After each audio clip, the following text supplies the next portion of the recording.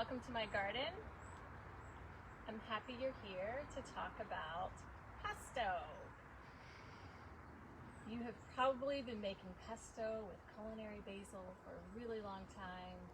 Today we're going to talk about some of our edible wild plants that you can use in your pesto recipe moving forward. I'm Maggie O'Halloran. I'm one of the educators at the Florida School of Holistic Living, and we are in my backyard garden oasis in Central Florida. Many of you have probably heard about the plant chickweed, Stellaria medea variety, but we have a variety here in Central Florida. It's more of a tropical variety called chickweed, and it has the common name dry Mary because it's a little bit more drying than that Stellaria variety. You probably recognize it because of those lovely little seeds that like to tag along. It has lots of nutritional benefits and takes over around during our rainy season. It likes the moisture and is pretty much found year-round here in Central Florida. If you are here and you live in a place that has the Stellaria medea variety or the more northern variety, looks pretty similar. The leaf shape is a little bit different. This recipe applies to that variety as well. Don't worry about it. Pesto. So pesto, that wonderful green culinary basil condiment, really, in my house. You can use it for so many things. Pasta, topping salad, pizzas, so many options, sandwiches. And it's easy to make. I know that whenever I make my shopping trips, it's really tempting to pull it off the shelf and take it home and have a yummy snack. But really, it's just as quick and easy for you to make for yourself at home. So today, we're going to jump in and think about how to make a chickweed or a herbal pesto with herbs that you might have on hand. This recipe can be fantastic with other herbs that we've talked about in these videos here in Facebook or YouTube land. We talked about holy basil or tulsi. It can be really lovely in this recipe. Nettle, nettle, the stinging nettle variety can be really nice in this recipe. If you're working with nettle, just remember that it can be really stingy and you want to make sure you process it well so you don't sting yourself on your hands or your mouth. And then of course chickweed.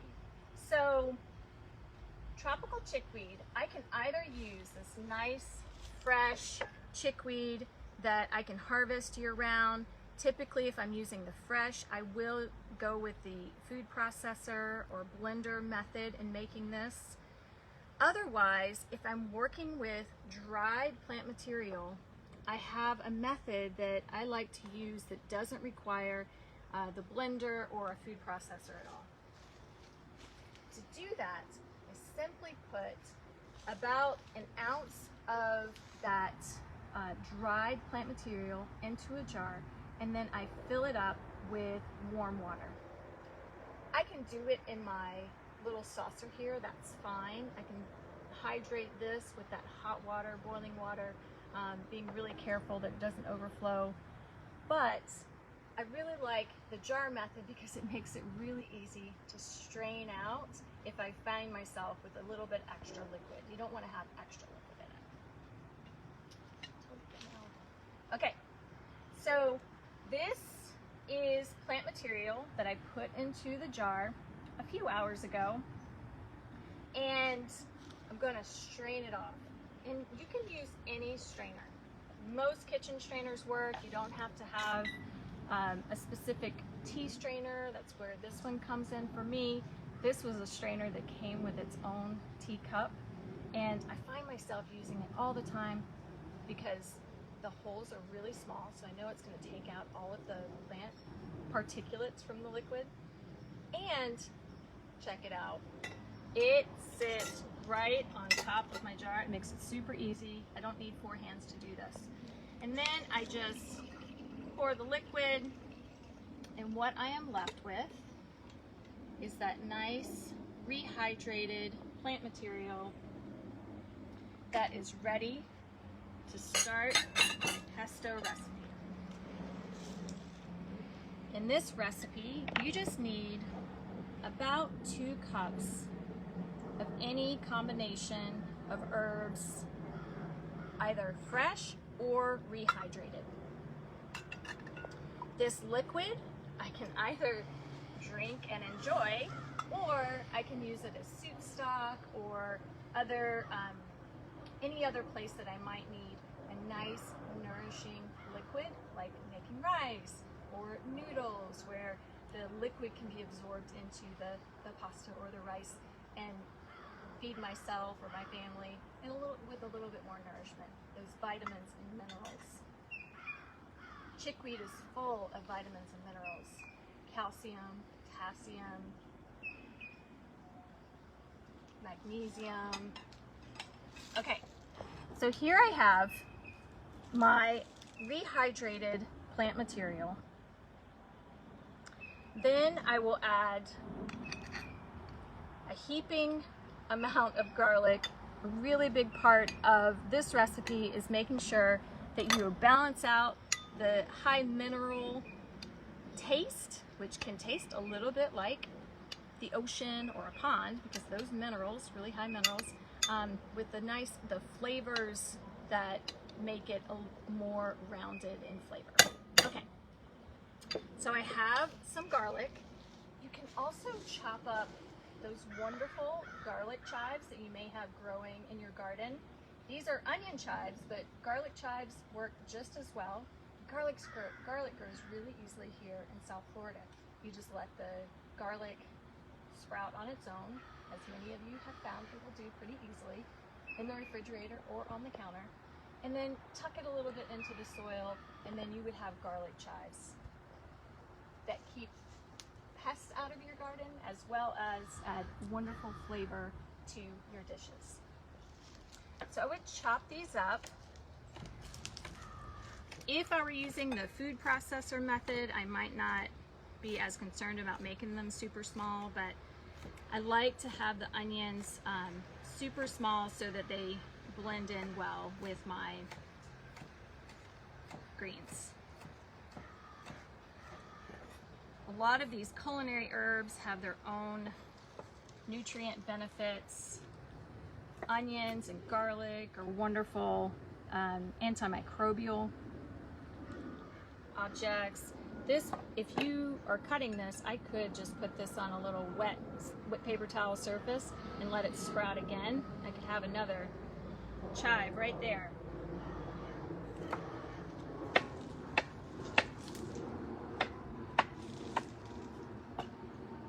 Okay, and then throw it into my pesto.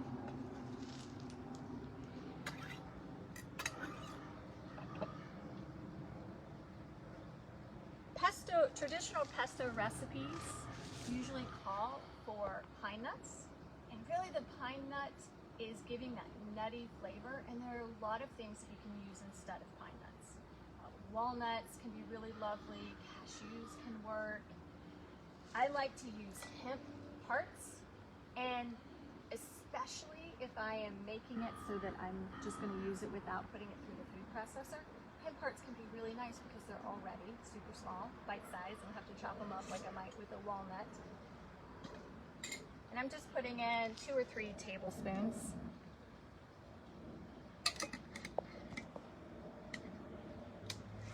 Hemp parts are full of omega fatty acids, so really helpful in keeping that nervous system nice and calm and soothing.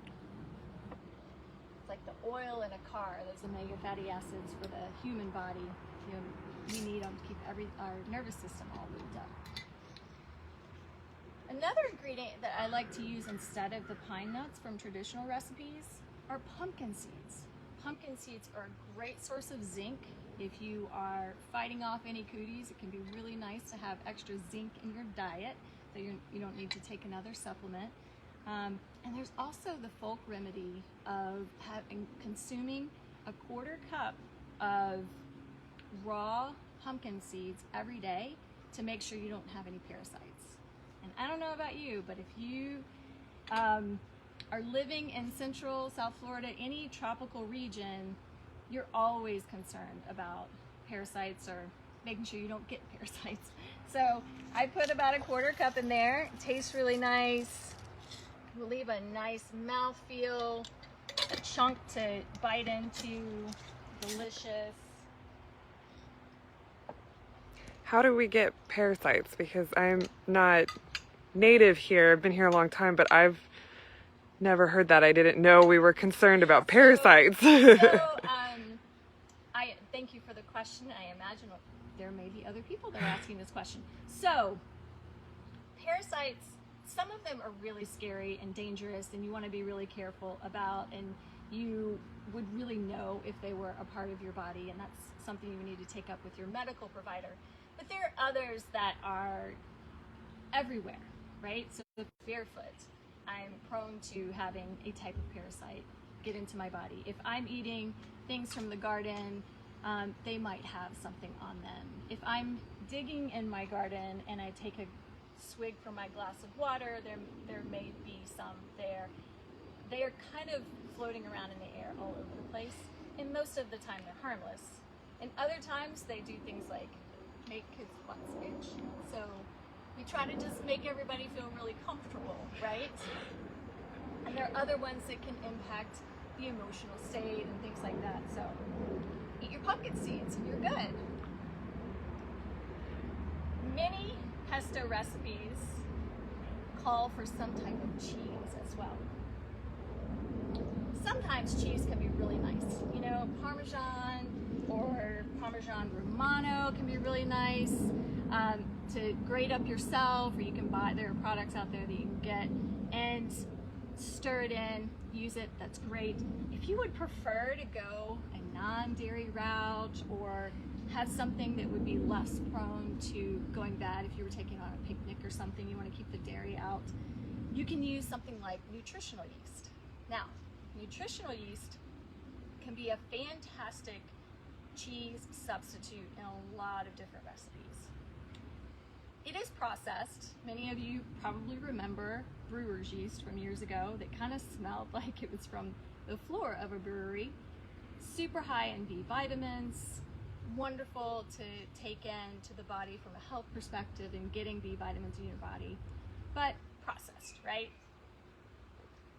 Wonderful in a pesto if you want to go a non-dairy route. And I typically go, if I'm following a recipe for pesto, and if you've known me for 10 minutes in my kitchen, you know that I don't often go by recipes, but I use them as kind of a guide or an imagining so that I can be a little bit more passionate in the cooking. I think it's my South Louisiana roots, New Orleans speaking through me, of needing to just smell the food and go with it from there. Okay, so this is what we have so far. The next step would be adding a healthy amount of really nice tasting olive oil. And that's what I would do next, is add some nice olive oil. It provides a creaminess, it brings everything together. And I can leave this in my fridge just like it is. I can put the lid on it and I can access a spoonful here and there. I can use it to top my salads. I can use it to spread on my sandwiches. This pesto recipe really is so versatile. If I put it into my blender, and sometimes I do, I make a big batch, I put it in the blender, and I can pour the softer pesto into ice cube trays, freeze it. Once it's frozen, I can crack it and put everything into a freezer-safe container. Then when I need a little bit of pesto, I can open up my freezer, open up that container, and take out one ice cube size piece of pesto.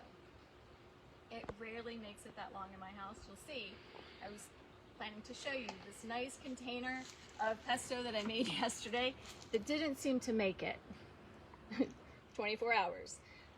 It's a really creamy, wonderful way to get the nutrients of chickweed into your body. It smells really good, it tastes really good, it goes well with rice or noodles. It can be a really fun way for you to engage in the kitchen and take in the plants from your garden. Any questions? I have one. So you did this recipe for us today using rehydrated from the dry.